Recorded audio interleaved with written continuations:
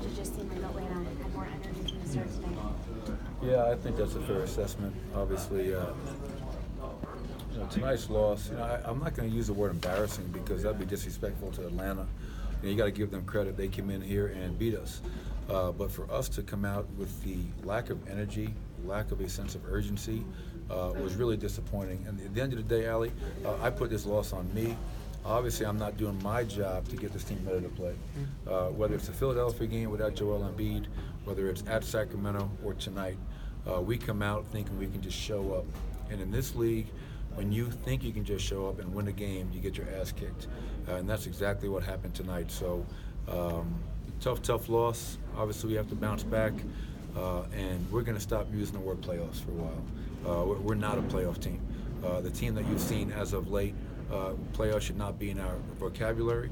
Let's just worry and focus on beating one team at a time. So our whole focus right now is to beat Memphis on Friday night. Coach, you spoke before the game about not taking any team for granted. How much of a learning lesson is this game, and how do you implement that in your players moving forward? Well, I tell you, we talked about it before the game. So obviously, we're not learning quick enough. And the games that I mentioned were recently, obviously. The Philadelphia loss at home without Joel Embiid is a bad loss. You go in Sacramento and have 26 turnovers and 40 points. That's a bad loss. Tonight, again, this is a bad loss if you want to be a good team. And again, it's give them credit. They came in here and attacked from Jump Street, had us on our heels, played with harder than us. I mean, that's what drives me. Forget the 4 for 21 from Nikola or the 6 of 17 from Will. Forget the numbers for a second. They played harder than us. That right there drives me crazy. Was that your message to the guys in the locker room? Yeah, amongst other things, but overall the message was you guys are full of shit if you want to talk about playoffs and go out there and play like that. You can't speak out of both sides of your mouth. Actions speak a lot louder than words, as we all know. If you really want to be a playoff team, and I asked Darrell Arthur, who's got playoff experience, Richard Jefferson, Paul Millsap, Mason Plumlee, they know the way we played tonight is not even close enough to getting it done if you want to be a playoff team. So really disappointed in our effort. Fans have every right to be upset. If I was paying good money to come see his team play and they put that kind of a performance on, I wouldn't come back. Coach, how do you explain so many three-point attempts in the first quarter?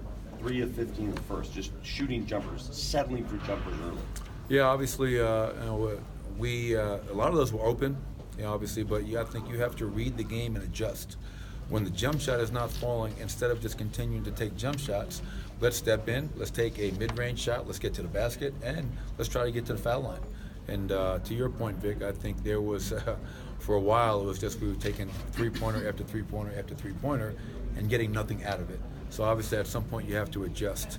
And obviously we dug ourselves a hole, cut it to 4, start off the fourth quarter, I think 11-2, 11-3 run for them, and game is over. But again, this game didn't come down to, for me, to miss jump shots or anything else. It came down to a work ethic and a sense of urgency that we did not have tonight. When the outside shot isn't going in for Nicole, would you like to see him try to get inside more? Yeah, obviously, trust me, I think it's twofold. We called plenty of plays for him to get into the post, to try to play through him in the post to score or make plays for his teammates. And I think there are times where he's getting fouled. I mean, I think Nikola Jokic got to the foul line twice tonight in 31 minutes. And, I'll have to go back and watch the film, but I think there are ample opportunities for fouls to be called that he's not getting right now. So we'll have to look at that and see how we can help him out, obviously. But we're 9 of 37 from the three-point line tonight, and yes, some were good looks, but to Vic's point, you got to mix it up. You can't be a one-trick pony. Coach, I know you said you prepare for every opponent the same, but are you sensing that your guys come out differently when you go up and play a team like Golden State one night and then against teams like the Kings and the Hawks other nights? I think that's a fair assessment, Harrison. I would say, and I told them that at halftime, I said, you guys are great against Golden State. Come out and play like hard and sense of urgency and flying around.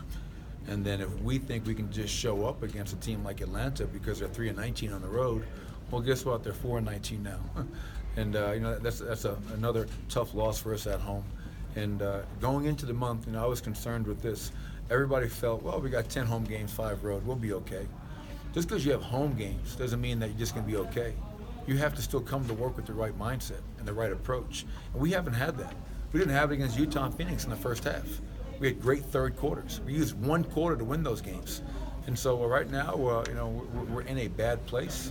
And the only thing you can do is get back to work, learn from it, which I hope we do this time, and come out on Friday night and play with a great sense of urgency, then try to protect your home court. You mentioned, you can talking to say, hey, Darrell Arthur, Paul Millsap, Mason Plumlee, the guys who have been in the playoffs. What do you hope the team now does internally? Because again, you can say what you want to say, but obviously it needs to happen within the group as well. Yeah, all I can hope for, Gene, is that we become a team that plays hard no matter who we play. Respect the game. I mean, I've been around the league a long time, been around some great teams. The good teams never play down to anybody. I mean, and we're not. Who are we? I mean, we're one game over 500. Who are we to look down to anybody? I mean, come on, we got to stop kidding ourselves. We haven't been to playoffs for 4 years. So for us to think we can take anybody lightly is a joke, in my opinion. But the lesson learned is hopefully our guys understand that no matter who we play, Golden State, Atlanta, we have to bring it. We have to play our game and hold ourselves to a higher standard. If we do that, we at least give ourselves a chance. We didn't give ourselves a chance tonight.